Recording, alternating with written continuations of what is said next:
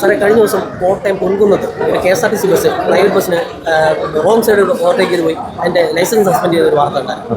ശരിക്കും എന്താണ് സാർ? അതിനു മുമ്പ് എനിക്ക് കുറച്ച് കാര്യങ്ങൾ പറയാനുണ്ട്. റോഡിൽ ശരിക്കും അപകടം ഉണ്ടാകുന്നത് വാഹനങ്ങൾ വഴിയില്ലാതായി പോകുന്നതാണ് അല്ലേ? ഇത് സ്പീഡിൽ പോകുന്ന വാഹനമായാലും ഏത് തരത്തിലുള്ള വാഹനമായാലും അതിന് വഴിയില്ലാതെ പോകുന്നുണ്ട്. അപ്പോൾ നമ്മളൊരു വാഹനം ഓടിക്കുമ്പോൾ നമ്മുടെ പുറകിൽ വരുന്ന വാഹനത്തിനായാലും മുമ്പിൽ പോകുന്ന വാഹനത്തിനായാലും ഏത് രീതിയിലായാലും വഴി തടസ്സപ്പെടാതിരിക്കാൻ വേണ്ടി നമ്മൾ ശ്രദ്ധിക്കണം.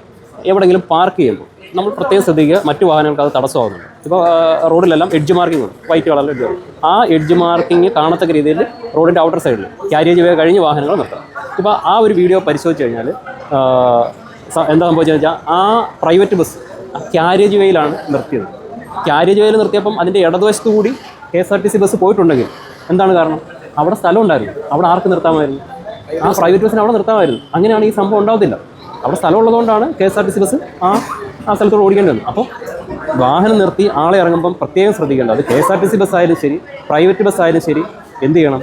മാക്സിമം ഇടതുവശം ചേർത്തൊതുക്കി മറ്റൊരു വാഹനത്തിനും തടസ്സം ഉണ്ടാകത്തില്ല എന്നുള്ള ബോധ്യത്തോടു കൂടി വേണം വാഹനം നിർത്താൻ വേണ്ടി. അപ്പം രണ്ടുപേരും തെറ്റ് ചെയ്തിട്ടുണ്ട്. മറ്റേയാൾ റോഡ് ബ്ലോക്ക് ചെയ്ത് വാഹനം നിർത്തി, ഇദ്ദേഹം ഇടതുവശത്തോട് ഓട്ടുക, അത് തെറ്റാണ്. അതുകൊണ്ടാണ് ആ രണ്ടുപേരുടെ ലൈസൻസ് സസ്പെൻഡ് ചെയ്യാൻ ഇടയാക്കിയത്.